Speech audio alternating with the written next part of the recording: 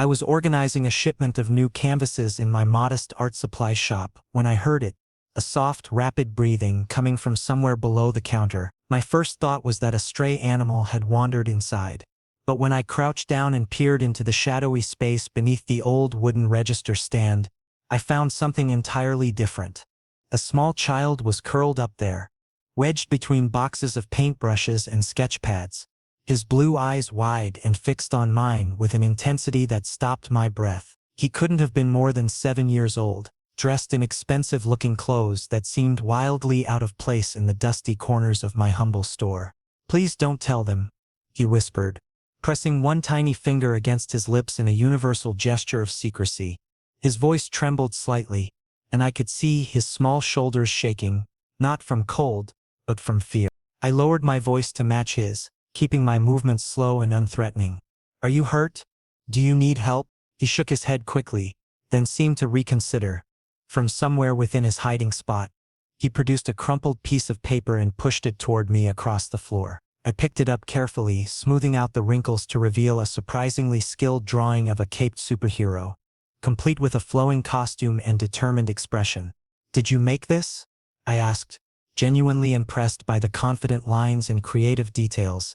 The fear in his eyes softened just slightly, replaced by a flicker of pride. "Yes. My name is Rick." Before I could respond, the front door of my shop burst open with enough force to make the bell above it clatter wildly. 2 large men in dark suits and sunglasses strode inside, their presence immediately transforming the peaceful atmosphere of my store into something tense and urgent. They moved with the practiced efficiency of professionals, scanning every corner with sharp, assessing gazes. "Have you seen a young boy?" the taller one demanded, his tone leaving no room for casual conversation. "Blonde hair, blue jacket? This area needs to be secured immediately. The child belongs to CEO Ray. His son is missing." Ray. The name triggered recognition in my mind.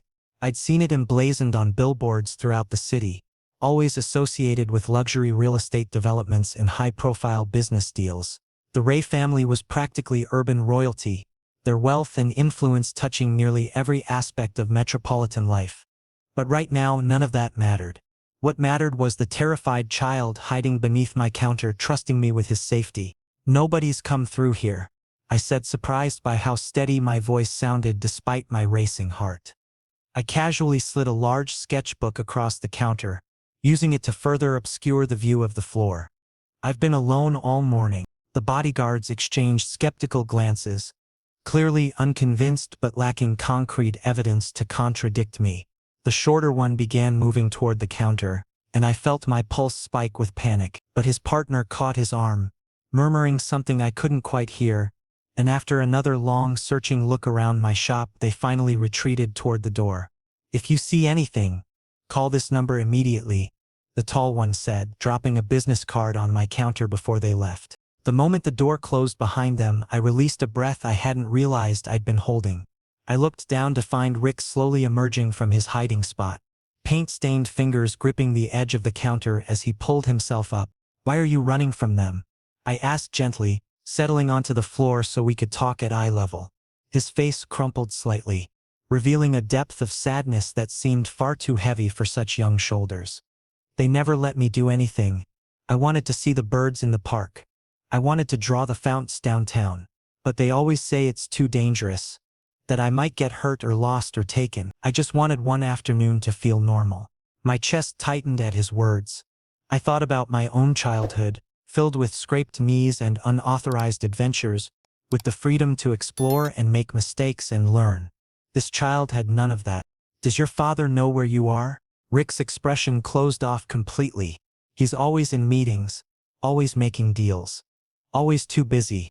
The words were matter-of-fact, but I could hear the loneliness threaded through them like a dark ribbon. Before I could formulate a response, the door opened again, this time more quietly but with no less impact. The man who entered was tall and broad-shouldered, his presence seeming to fill every available space in my small shop. He wore an impeccably tailored charcoal suit that probably cost more than my monthly rent, and his gray eyes swept the room with the same assessing quality as his security teams, but with an added layer of desperate intensity. When those eyes landed on Rick, I saw something complex flash across his face. Relief so profound it was almost painful to witness, mixed with something else. Guilt, perhaps. Or fear. Rick. His voice was deep and controlled, but I caught the slight tremor beneath the surface, the crack in his composed facade. Rick's small hand immediately grabbed the fabric of my shirt, twisting it tightly in his fist. I don't want to go back yet. The man took a step closer, and I instinctively shifted my position, placing myself partially between him and Rick. It was an automatic response, driven by some protective instinct I hadn't known I possessed. "I'm Weston Ray," he said, his jaw tightening as he seemed to struggle with some internal battle. "That's my son. He needs to come with me." I studied him carefully, noting the exhaustion around his eyes, the tension in his shoulders, the way his hands clenched and unclenched at his sides. This wasn't just an angry parent or an inconvenienced executive. This was someone genuinely frightened. "He's scared," I said firmly, though my heart was pounding so hard I was certain he could hear it. "Do you even understand why he ran?" Something flickered in those gray eyes. Recognition, shame, defensiveness all at once. "That's not your concern. When a frightened child takes refuge in my shop, it becomes my concern," I countered, surprising myself with my boldness. For a long moment we simply stared at each other, the air between us crackling with tension. Then, unexpectedly, Weston Ray did something I would never have predicted from a man of his status and reputation. He lowered himself down to Rick's level, his expensive suit bending with him, and his entire demeanor shifted. "Rick, I'm sorry." The words came out rough, unpracticed, as if apologies weren't something he made often. "I know the security has been overwhelming. I know I haven't been listening. But I need you safe. Can you understand that? Everything I do is to keep you safe." Rick's grip on my shirt loosened incrementally.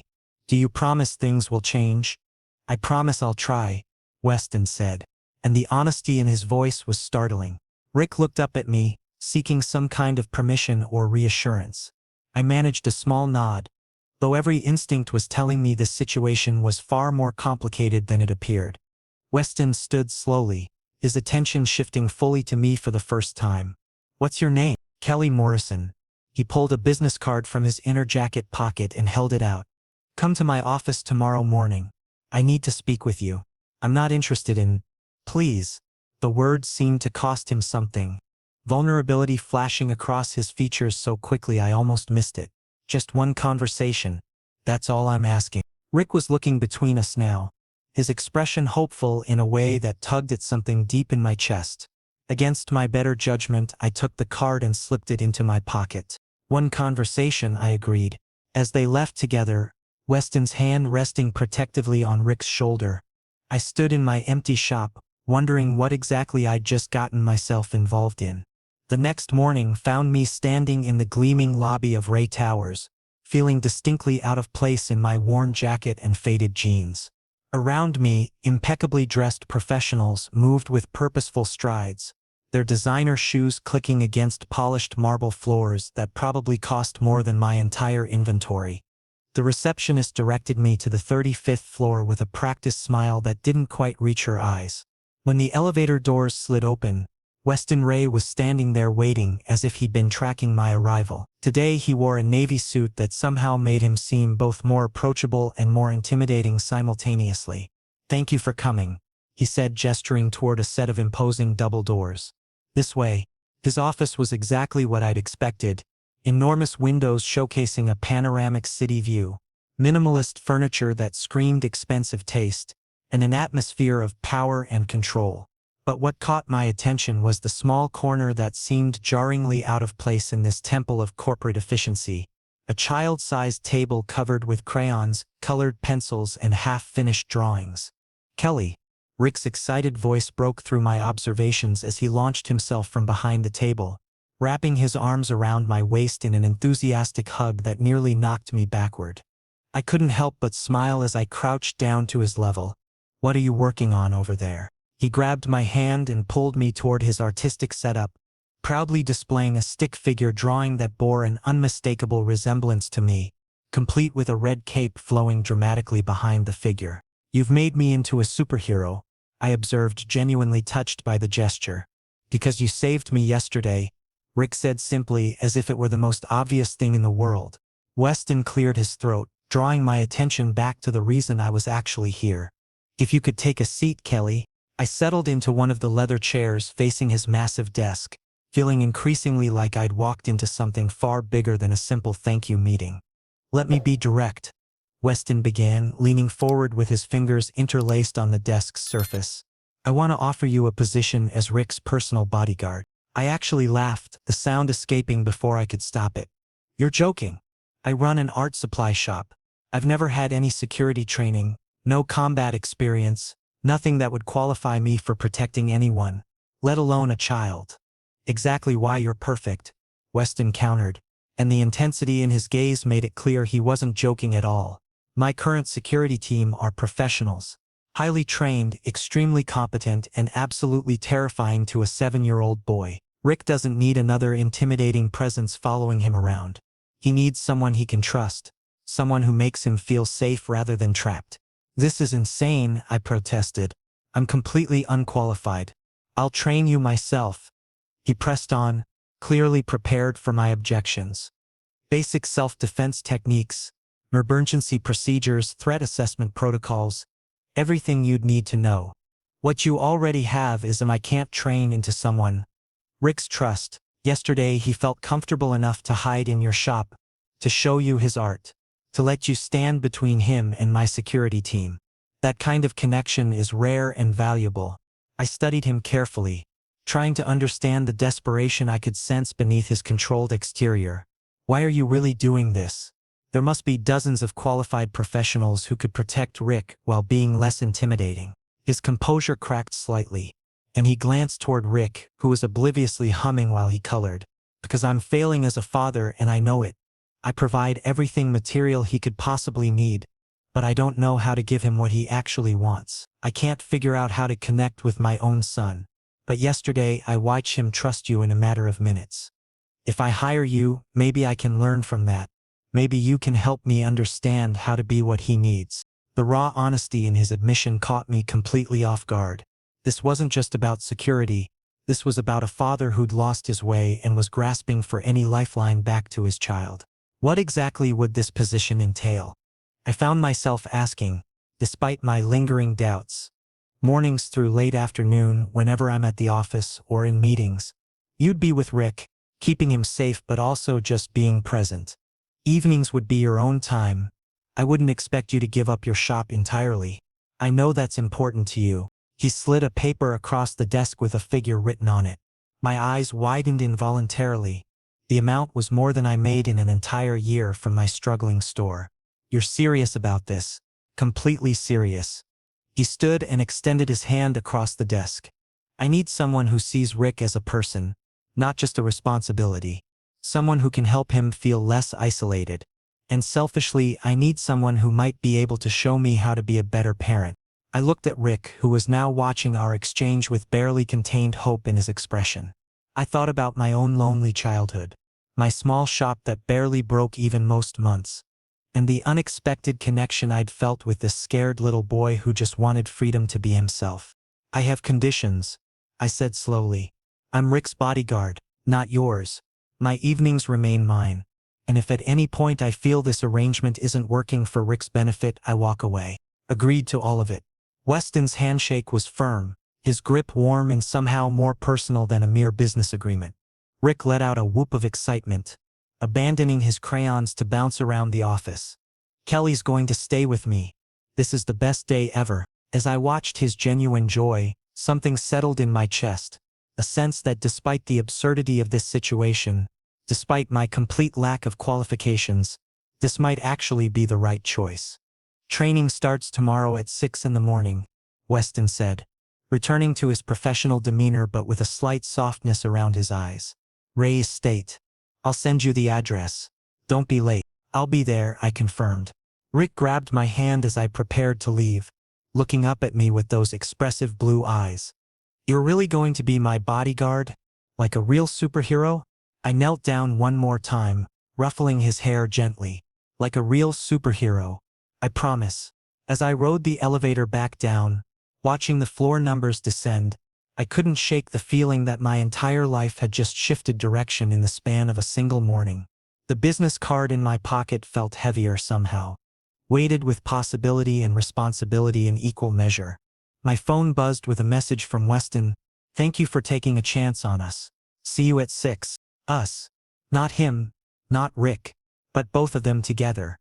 I was walking into something far more complex than simple bodyguard duty, and somehow I didn't mind nearly as much as I should have. The Ray estate was magnificent in the early morning lights, sprawling grounds enclosed by high stone walls, security gates that looked like they belonged at a military installation, and a separate building that turned out to house a fully equipped private gym. I arrived at 5:55, determined not to give Weston any reason to doubt my commitment. He was already there, dressed in black athletic wear that revealed the kind of physique you didn't get from sitting in boardrooms all day. For a moment, I felt completely out of my depth. "Punctual," he observed with something that might have been approval. "Good. That's essential in protection work. I've never done anything like this before," I admitted, suddenly acutely aware of how unprepared I was. His expression softened almost imperceptibly. "You'll learn. Natural instincts matter more than training sometimes. You already proved that yesterday when you positioned yourself between Rick and danger without even thinking about it. The first 2 weeks were unlike anything I'd ever experienced." Weston was a demanding teacher, pushing me through self-defense techniques, situational awareness drills, emergency response protocols, and basic first aid until my muscles ached and my brain felt overloaded with information. But he was also patient in unexpected ways, never making me feel inadequate when I struggled with a new concept. One morning during a grappling exercise, I found myself pinned beneath him on the practice mat, his face close enough that I could see flecks of silver in his gray eyes, feel his breath warm against my skin. My heart hammered from exertion, I told myself, though I wasn't entirely convinced. "In a real threat situation, this is where most people panic," he said, his voice low and steady. "What would you do right now?" My mind went blank for a second, distracted by the proximity, by the weight of him, by something electric in the air between us. Then muscle memory kicked in, and I drove my knee upward into his side. Not hard enough to hurt, but with enough force to use his own momentum against him. I twisted, reversing our positions until I was straddling his chest, breathing hard from the effort and the adrenaline.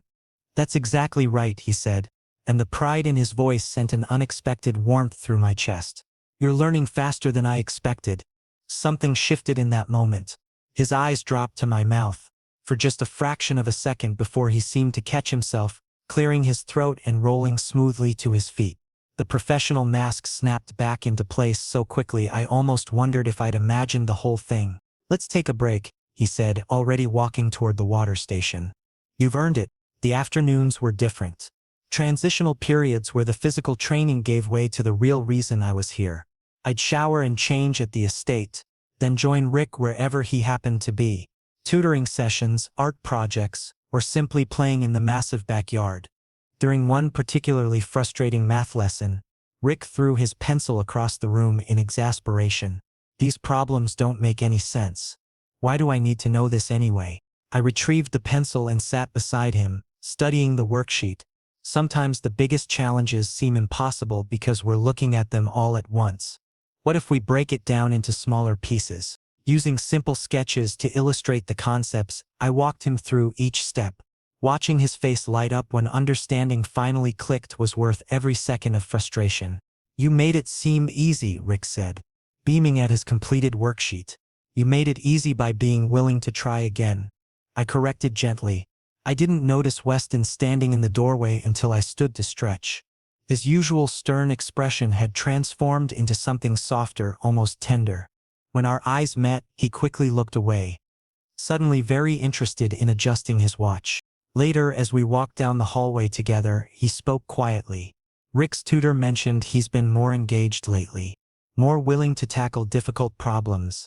That's your influence. He's a smart kid." I deflected. "He just needed someone to be patient with him." Weston stopped walking, forcing me to turn and face him. "I haven't been patient enough. I know that. I gave him tutors and expensive programs, thinking that was enough, but I never just sat with. never took the time to understand how he actually learns. I've been treating him like another business problem to solve, rather than a child who needs connection. The vulnerability in his admission made my chest tighten. It's not too late to change that. He wants you involved. He just doesn't know how to ask. Will you show me? The question came out hesitant, almost uncertain. I know that's beyond your job description, but I don't know who else to ask. You have this natural ability to reach him that I've never been able to develop.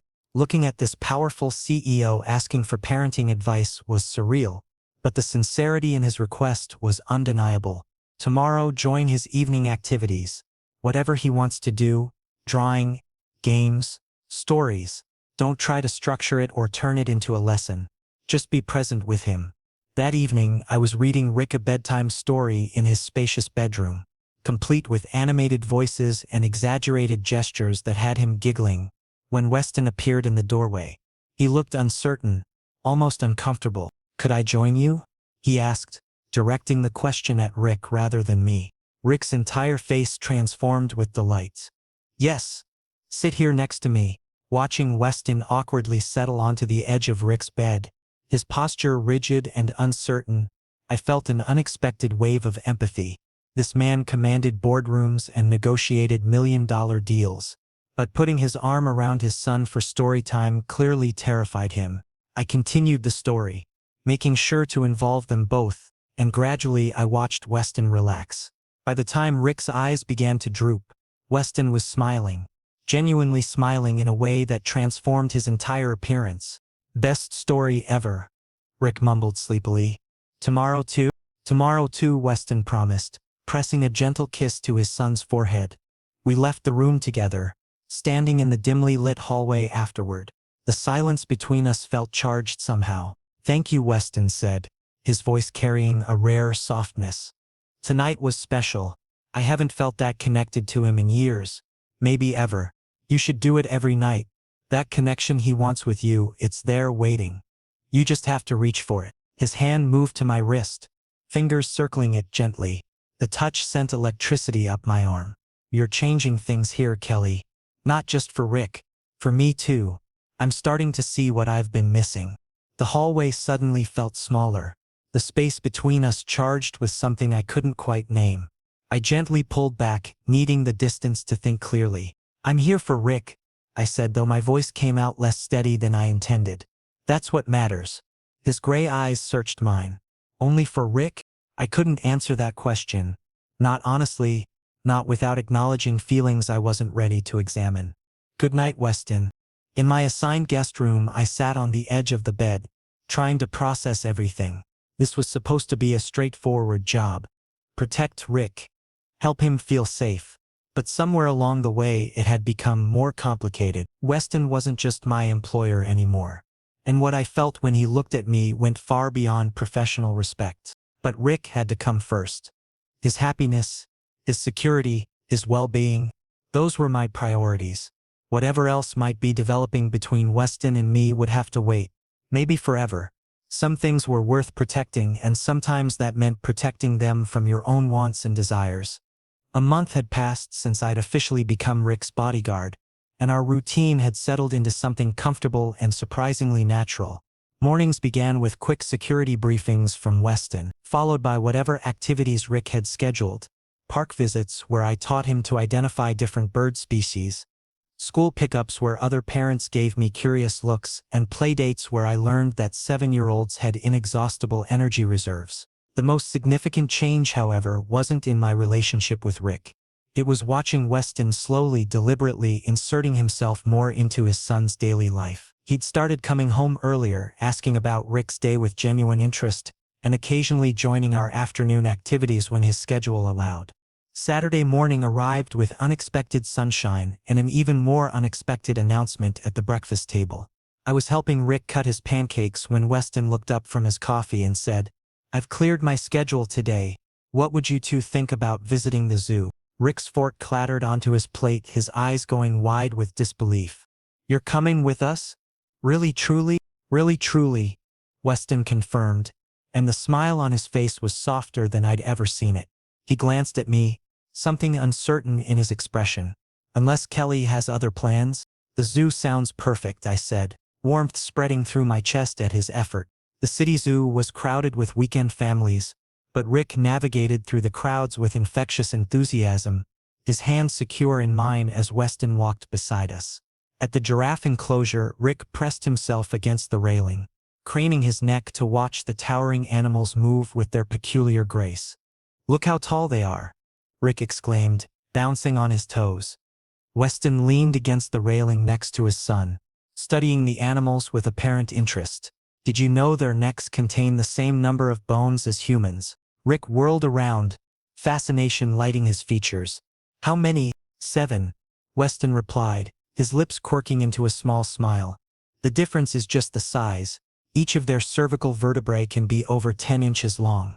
I stared at him, genuinely surprised. "You researched giraffe anatomy?"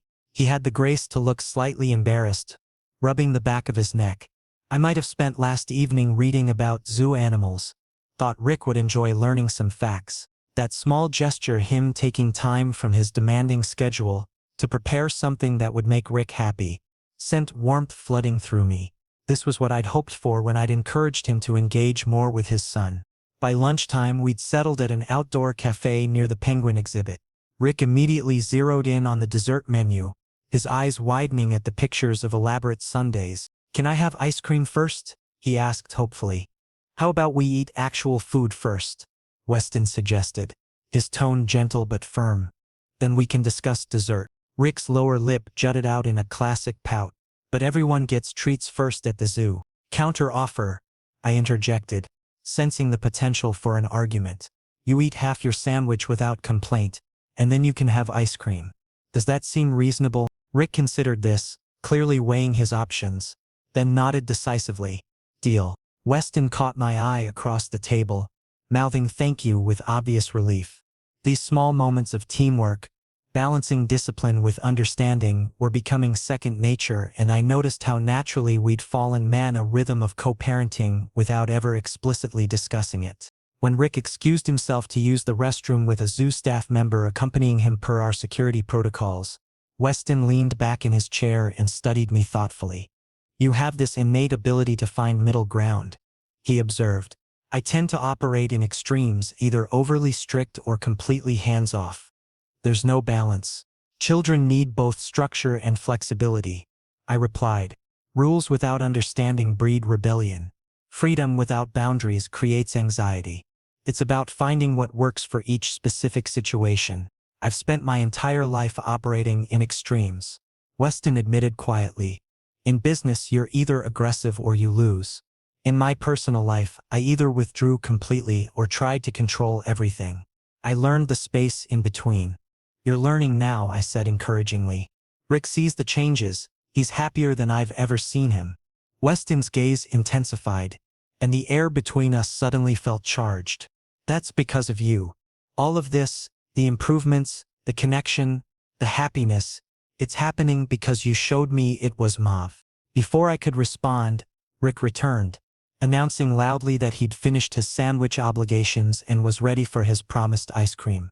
The moment passed, but the weight of Weston's words lingered. The drive home found Rick asleep in the back seat, exhausted from hours of exploration and excitement. Weston drove in comfortable silence while I watched the city pass by through the passenger window, the setting sun painting everything in shades of amber and gold. "Today was really wonderful," Weston said softly, careful not to wake Rick. "I haven't felt this normal in years. Maybe ever." "You're a good father," I told him sincerely. "You're becoming better every day, and that's what matters most." His hand left the steering wheel briefly to squeeze mine, the contact sending electricity up my arm. "I couldn't do this without you. You and Rick, you're both so good for me." The touch lingered even after he returned his hand to the wheel, and I had to remind myself to breathe normally. This was gratitude, I told myself. Professional appreciation. Nothing more complicated than that. Back at the estate, I carried the still sleeping Rick inside while Weston held doors open and turned on lights. As we tucked him into bed together, me removing his shoes while Weston carefully pulled the blanket up, I was struck by how domestic the scene felt. How much like a real family we must appear. "Kelly," Weston said quietly as we stood in the hallway afterward, Would you stay for a drink? Rick settled for the night and I'd like to talk. Every instinct told me to retreat to my room, to maintain the professional boundaries that were already dangerously blurred. But the hopeful look in his eyes, the vulnerability he rarely showed, made it impossible to refuse.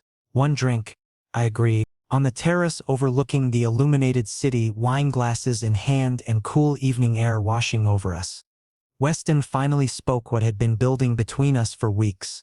Since you arrived, this house feels different. It feels alive instead of just being an expensive structure where we happen to live. That's Rick's doing. I deflected, uncomfortable with the intensity of his focus. No. He turned to face me fully, his expression serious and open in equal measure. It's you, Kelly. You brought something here that neither Rick nor I knew we were missing. You're not just his bodyguard, you've become part of our family. Weston. I started, warning evident in my tone. I know this complicates everything, he continued, stepping closer. You work for me, you're here for Rick, but I can't keep pretending I don't feel something for you beyond professional respect. My heart hammered so hard I was certain he could hear it. We can't do this. Rick depends on stability, on trust. If we tried something and it failed, do you feel it too? He challenged gently, his hand rising to cup my cheek. Tell me I'm imagining this connection. I feel it, I whispered, honesty forcing the words out. But that doesn't mean we should act on it.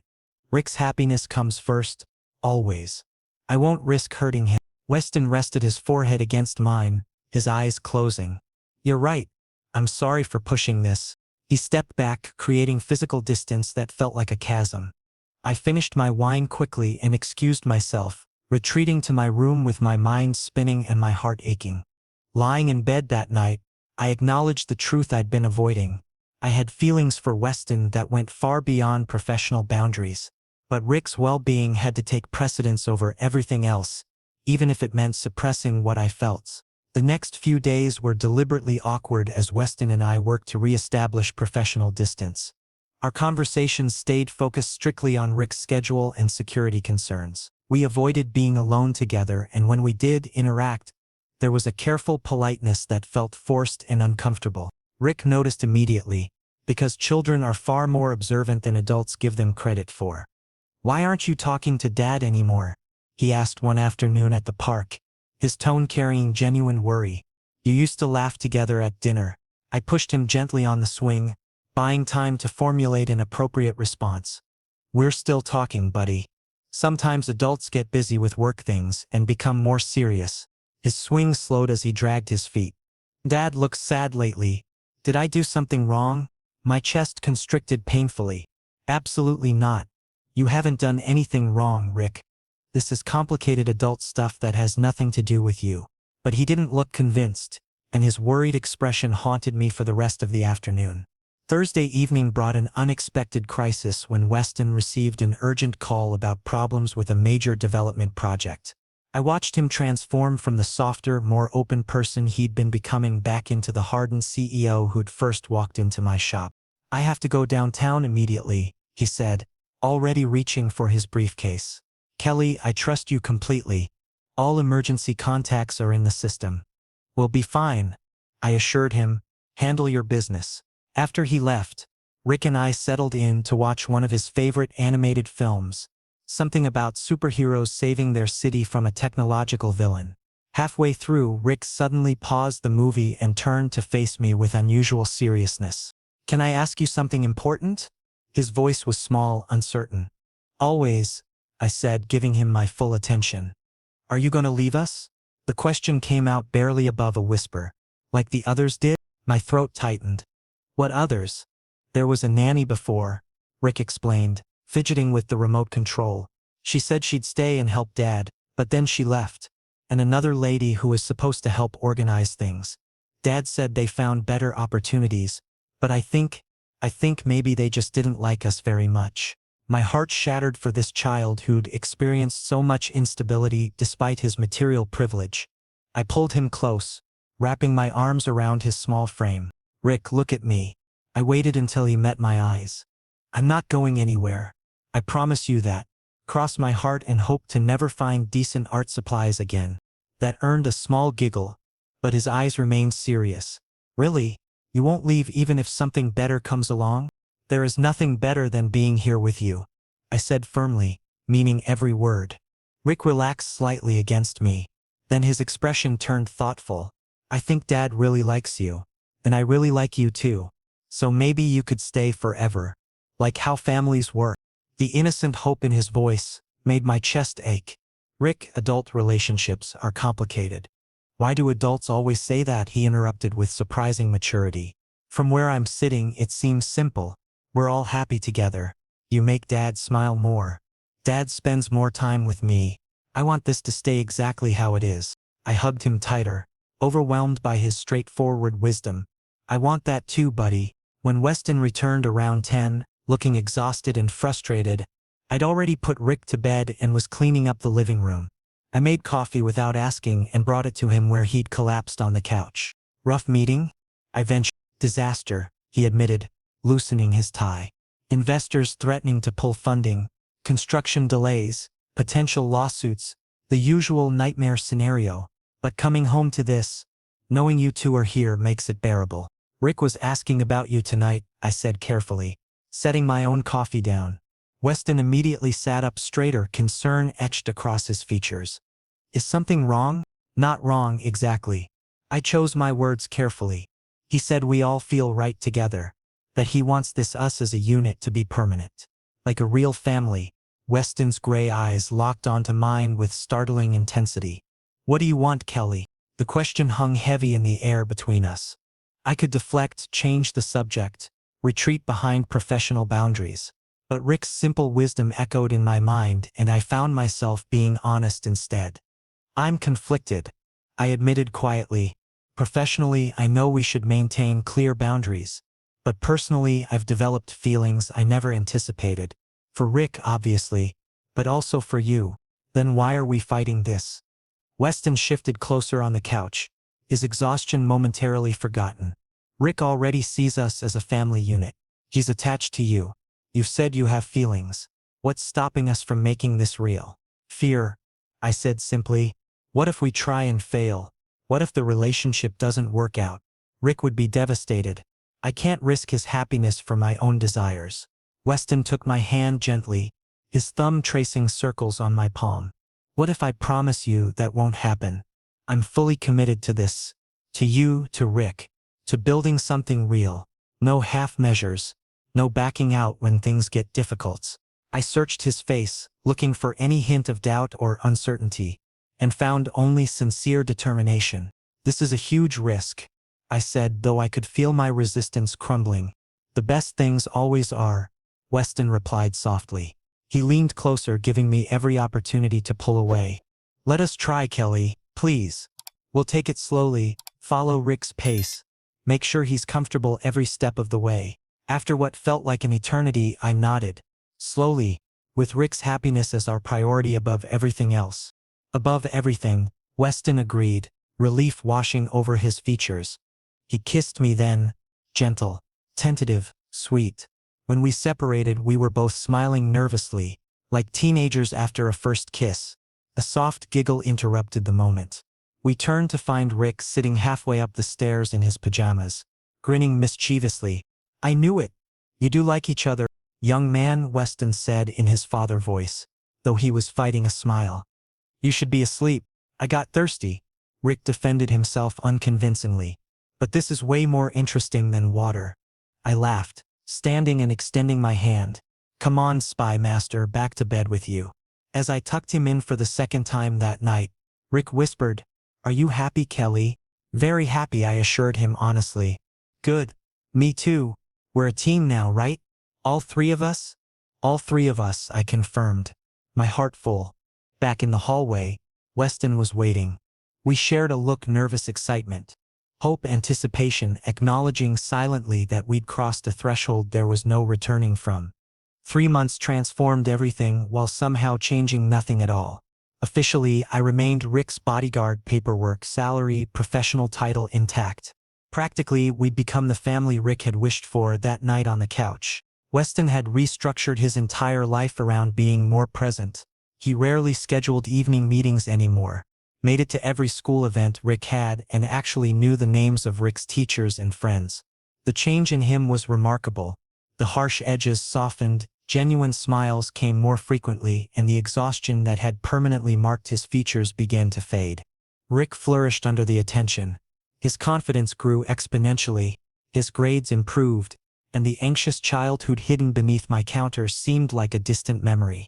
He laughed more, tried new things without fear, and most importantly knew without question that he was loved. Friday evening, Weston surprised us both by announcing he'd arranged something special. He drove us downtown to a private art gallery that had been closed to the public specifically for our visit. "What's all this?" I asked as we stepped into the elegant space filled with contemporary paintings and sculptures. "You mentioned Rick loves art," Weston explained, looking almost shy. "And you're an artist yourself. I thought we could enjoy this together. Just the three of us." Rick was already racing between exhibits, calling out excitedly whenever something caught his attention. Weston stayed close to me, and I felt his hand brush mine, small, intimate gestures that had become natural between us. "This is incredibly thoughtful," I said sincerely, moved by the effort he'd put into planning something meaningful for all of us. "You both deserve special moments," he replied simply, his eyes warm as they met mine. After the gallery, we had dinner at an upscale Italian restaurant with a private dining room where Rick could relax without worrying about disturbing other patrons.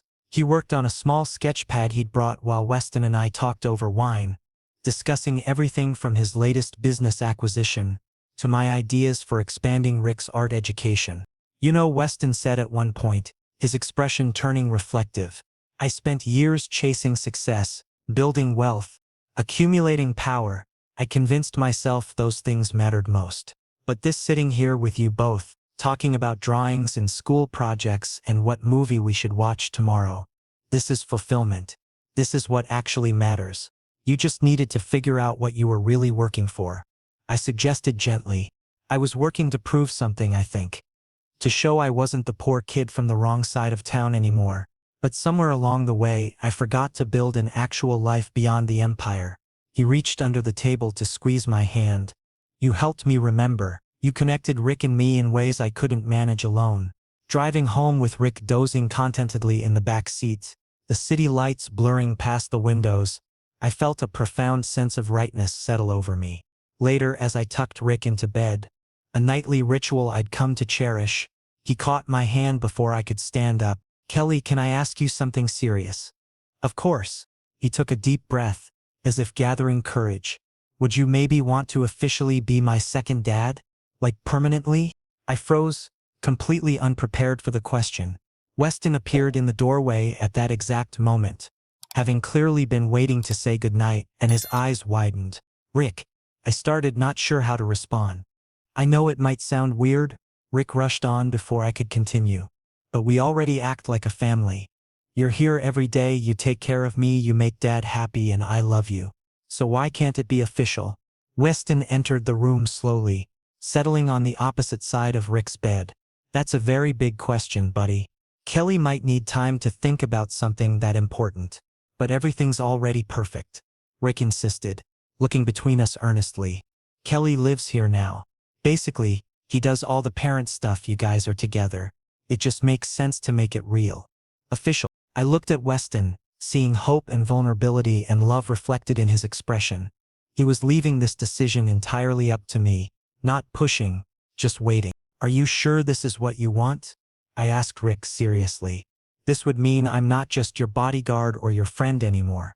I'd be your parent, with all the responsibilities that come with that." "I'm totally sure," Rick said without hesitation. "You already act like my parent. This would just make it match reality." Weston spoke quietly, his voice thick with emotion. "Kelly, if you're ready for this, I am too. I want to make this official, make us a real family, give Rick the stability he deserves, and give you a permanent place in our lives. Not as staff, but as my partner, as Rick's other father." My heart pounded so hard I could barely hear my own thoughts. This was enormous, life-altering, terrifying.